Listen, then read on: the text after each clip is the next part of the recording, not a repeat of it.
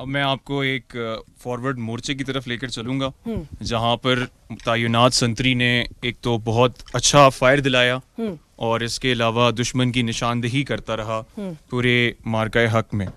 سنتری کا مطلب کیا ہے؟ مارکہ حق کے اندر نشانہ دکھایا کا مطلب کیا ہے؟ ان لوگوں کو جو عید والے دن جو ہے وہ یہ پورا شو دیکھ رہے ہیں ان میں سے زیادہ تر کو مجھ سمیت نہیں پتا کہ سنتری کا رول کیا ہوتا ہے. سنتری بیسکلی جو ایک سولجر ڈیوٹی پر کھڑا ہوتا ہے وہ سنتری ڈیوٹی پر کھڑا ہوتا ہے, وہ واچ کر رہا ہوتا ہے. تو جیسا کہ آپ اس مورچے کو دیکھ سکتے ہیں اس میں بلٹ پروف گلاس انسٹال ہوئے ہوئے ہیں اور اکراس اس کے دشمن کی پوسٹیں ہیں. جس وقت جیسا میں نے آپ کو کہا کہ مارکہ حق کے دوران اس نے بہت اہم کردار ادا کیا, تو جو ویپنز آپ نے نیچے دیکھے تھے وہ انڈائریکٹ فائرنگ ویپنز تھے کہ ان کا فائر افیکٹولی اپنے ٹارگٹ پہ پہنچ رہا ہے, اس کی کریکشن کروانا, اس کو اپنی جگہ پر دلوانا, یہ سارا کام اس سنتری نے انجام دیا.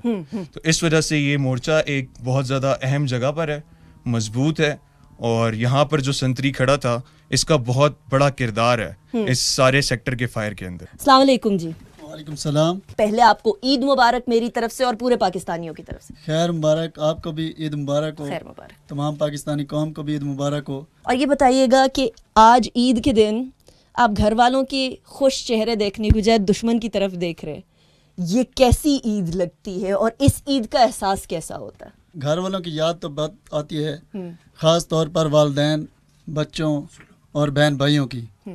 لیکن سب سے پہلے ہماری ڈیوٹی جو ہمارا فرض ہے ہمارے لیے وہ اہمیت کا حامل ہے. اور اس کے بعد ہماری دو فیملیز ہیں, ایک گھر میں اور ایک جو ادھر ہم جوانوں کے ساتھ ہیں. تو ایک جو ہمارے جوان جو ہیں یہ ہماری فیملیز ہیں, اسی لیے ہم اپنے فیملی کے ساتھ ہی ہیں. ہمیں اس بات کا کوئی گلہ نہیں ہے کہ ہم اپنے گھر والوں کے ساتھ نہیں ہیں, ہم اپنی فیملی کے ساتھ ہیں. اللہ تعالیٰ آپ کو بہت زیادہ اسٹرینتھ اور استقامت بھی دے. مجھے ذرا ان راتوں کے بارے میں بھی سننا ہے جن راتوں پہ آپ کی یہ انتہائی اہم ڈیوٹی نے باقی ویپن سسٹمز کو اور باقی لوگوں کو مدد دی کہ کدھر ہٹ کرنا اور ٹارگٹ ہٹ ہوا یا نہیں. ان 3 راتوں کی 4 راتوں کی کہانی بھی مجھے سنائیے گا. جب پہلی رات فائر ہوا ہے تو میں ادھر ہی ڈیوٹی پہ تھا, تو میں نے بتایا کہ فلاں پوسٹ سے فلاں جگہ سے فائر آ رہا ہے.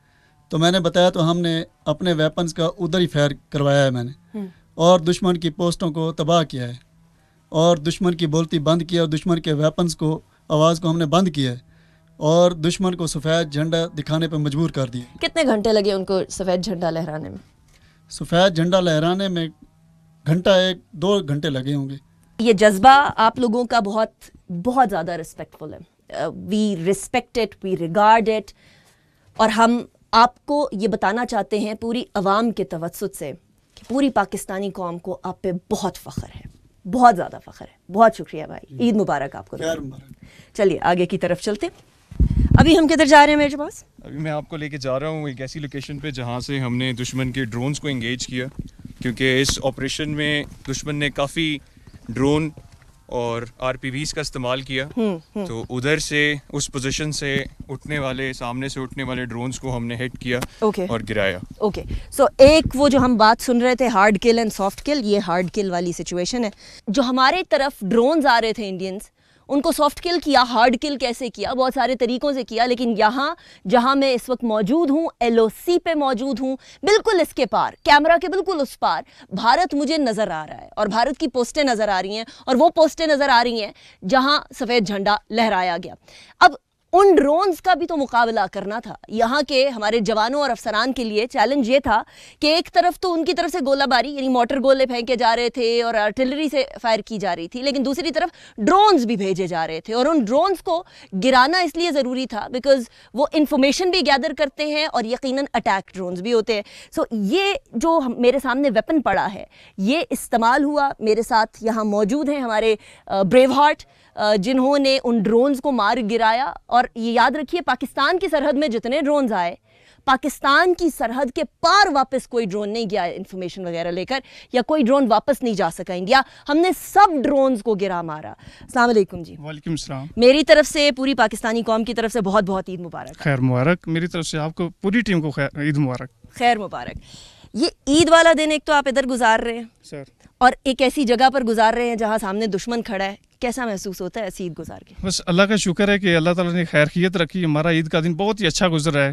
تو ہم امید کرتے ہیں کہ تمام پاکستانیوں کا بھی عید کا دن اچھا ہی گزرا ہوگا. تو ہمارا اسی جگہ رہنا بہت مشکل تھا، لیکن اللہ تعالیٰ کا فضل و کرم ہے کہ ہم اس عید کو بہت اچھے طریقے سے سیلیبریٹ کر رہے ہیں. اچھا، جو ویپن ہے میرے سامنے اور آپ کے سامنے، یہ کیا ہے، کس لیے استعمال ہوا ان دنوں میں جن دنوں میں پہلگام کا الزام پاکستان پر لگا کر ہم پر اٹیک کیا گیا، ان نیسیسری اٹیک کیا گیا؟ اس ویپن نے اس ٹائم پر کیا کام کیا؟ اس ویپن کا سب سے بڑا رول یہ ہے کہ یہ ڈرون جو آتے ہیں، جہاز ان کے آتے ہیں، ان کو سب سے پہلے یہ گرایا جاتا ہے. اور اس ویپن نے اس دوران بہت ہی اچھا کام کیا ہے. اور جو بھی دشمن کا ڈرون آتا تھا، ہم اسی طریقے سے اس کو ویپن کو استعمال کرتے تھے اور دشمن کے ڈرون کو مار کراتے تھے. اور کوئی بھی ڈرون کو دشمن کا ہم نے واپس نہیں جانے دیا. انشاءاللہ اس کو جو ہی نظر آیا اس کو ادھر ہی مار کرایا، ادھر ہی ختم کر دیا. وہ ڈرونز آ کے کرتے کیا تھے؟ بس اڑتے رہتے تھے، انفارمیشن گیدر کرتے تھے، کیمرہ لگا ہوا تھا، یا وہ اٹیک بھی کرنے کی کوشش کرتے تھے اور اٹیک سے پہلے ہی آپ لوگ مار دیتے تھے، یا انتظار کرتے تھے تھوڑا کہ اندر کی طرف آ جائے؟ کیسے کرتے تھے؟ دشمن کا جو بھی ڈرون ہمارے زون میں آتا تھا، ہم اس کو اسی ٹائم مار کراتے. دشمن کا یہ ڈرون اصل کام یہ کرتا ہے، وہ انفارمیشن لگتا ہے، چیزیں چیک کرتا ہے اور لوکیشن چیک کرتا ہے کہ اس وقت ہمارا کیا کام ہے، ہم کون سے ویپن کدھر لگائے ہوئے ہیں. وہ انفارمیشن کی وجہ سے ادھر آتا تھا، لیکن ہم نے کوئی بھی ڈرون دشمن کا واپس نہیں جانے دیا. اللہ تعالیٰ کا شکر ہے کہ ہم دشمن کے تمام ڈرونز اسی ٹائم مار کرائے. ناظرین، جو جوش، جو جذبہ آپ لوگ یہاں دیکھ رہے ہیں، وہ جوش جذبہ اس دن سے لے کر آج تک کا نہیں ہے. یہ جوش اور جذبہ 1948 جس ٹائم پر بھارت نے یہاں اٹیک کیا تھا کشمیر میں اور اس کے اوپر قبضہ کرنے کی کوشش کی تھی، تب سے لے کر اب تک موجود ہے اور یہ ازل تک موجود رہے گا. اس لیے کیونکہ پاکستان کا اٹوٹ انگ ہے کشمیر. اس کو کسی کو خیرات میں نہیں دیا جا سکتا. ہمیں کشمیریوں کی فکر ہے، ہمیں کشمیری زمین سے جو لگاؤ ہے وہ اس لیے ہے کیونکہ ہمیں کشمیر کے باسیوں سے لگاؤ ہے. یہ یاد رکھیے کہ وہاں سرحد کے اس پار، ایل او سی کے اس پار، سرحد تو نہیں، ایل او سی کے اس پار جو کشمیری رہتے ہیں ان سے بھارت کو کوئی لگاؤ نہیں ہے. وہ وہاں باقاعدہ طور پر ڈیموگرافک چینجز کی جا رہی ہیں. کشمیریوں کے حق کو سلب کر کے وہاں دوسرے لوگوں کو بسانے کی کوشش کی جا رہی ہے، جو کہ in it self United nation security council کی ریزولوشنز کے خلاف ہے. اور یہ خلاف ورزی ان یونائٹڈ نیشنز کی سیکیورٹی کاؤنسل کی ریزولوشنز کی ہو رہی ہے جس کے لیے بھارت خود یونائٹڈ نیشنز میں گیا تھا.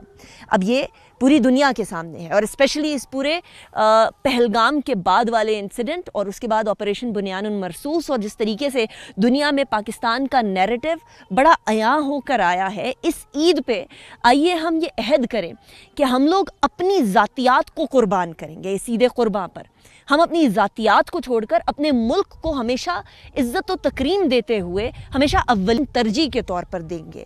یہاں آپ نے دیکھا کہ ہمارے جوان، ہمارے افسران اپنی خاندانوں کو چھوڑ کر یہ قربانی دے کر اولین ترجیح کے طور پر ملک کے دفاع کو دیکھ رہے ہیں.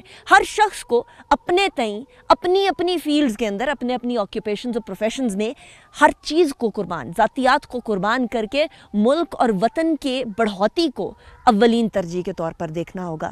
اسی طریقے سے پاکستان بڑھے گا.